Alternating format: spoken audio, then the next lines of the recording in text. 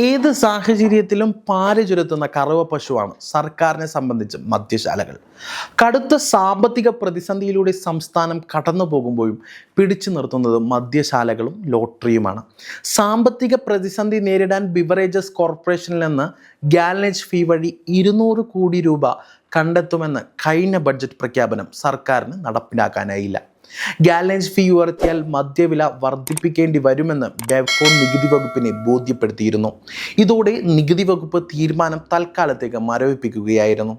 Indian നിർമ്മിത വിദേശ മദ്യത്തിന് ലിറ്ററിന് 10 രൂപ വീതം ബെവ്കോയിൽ നിന്ന് ഗാലനേജ് ഫീ ഈടാക്കുമെന്നായിരുന്നു ബജറ്റ് പ്രഖ്യാപനം.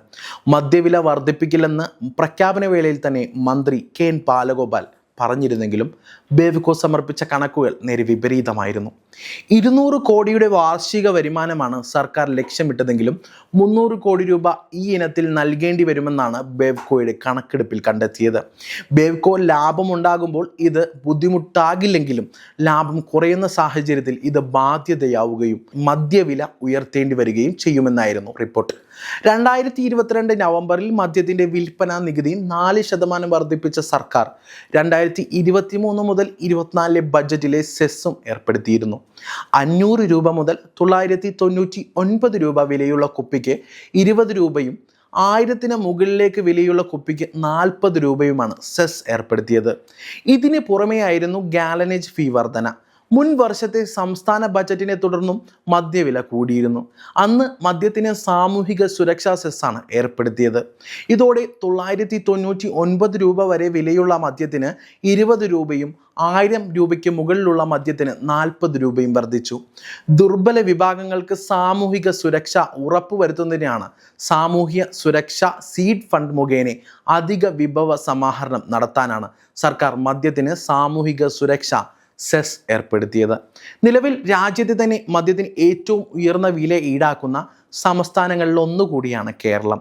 സംസ്ഥാനത്തെ ജനപ്രിയ ബ്രാൻഡുകൾക്ക് കേരളത്തിലേക്കാൾ 500 രൂപയോളം കുറവാണ് അയൽ സംസ്ഥാനമായ തമിഴ്നാട്ടിൽ.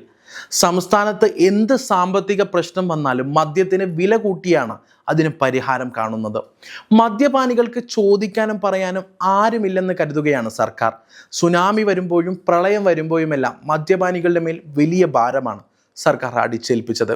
മദ്യപാനം പ്രോത്സാഹിപ്പിക്കേണ്ട ഒന്നല്ലെങ്കിലും മദ്യത്തിന്റെ അടിക്കടിയിലുള്ള വില വർധനവ് ചെറുക്കേണ്ട ഒന്ന് തന്നെയാണ്. വില വർദ്ധിക്കും തോറും മദ്യപാനം കുറയുമെന്ന സർക്കാർ വാദം ബാലിശമാണ്. ഒരിക്കലും അങ്ങനെ സംഭവിക്കില്ല. കാശുള്ളവൻ കൂടുതൽ പണം മുടക്കി മദ്യപിക്കും, മറ്റുള്ളവർ മദ്യത്തിനു പകരം മറ്റു മാർഗങ്ങളിലേക്ക് കടക്കും. അങ്ങനെയുള്ളവർ പലരും ചെന്നെത്തുന്നത് മയക്കുമരുന്നിൻ്റെ കെണികളിലായിരിക്കും. സമൂഹത്തിന് അത് വലിയ ബാധ്യതയുണ്ടാക്കും. ഇത്തരത്തിലൊരു നീക്കം കേരളത്തിൻ്റെ സാമൂഹിക സന്തുലിതാവസ്ഥയെ തന്നെ തകർക്കും. മദ്യം വില കുറച്ച് കൊടുക്കുകയാണ് ഇതിനുള്ള മാർഗം. ഇപ്പോൾ തന്നെ നമ്മുടെ സമൂഹം രാസലഹരി വസ്തുക്കൾക്ക് അനിശ്ചിതമായി വഴിമാറുമ്പോൾ സർക്കാർ ഗൗരവത്തോടെ ഈ വിഷയത്തെ കാണണം. എല്ലാ വിധത്തിലുള്ള ലഹരി വസ്തുക്കളും സുലഭമായ ഈ സമൂഹത്തിൽ സർക്കാരിൻ്റെ തീരുമാനങ്ങൾ കൂടുതൽ വിനാശത്തിലേക്ക് വഴിവെക്കാതെ ബന്ധപ്പെട്ടവർ ശ്രദ്ധിക്കേണ്ടതുണ്ട്.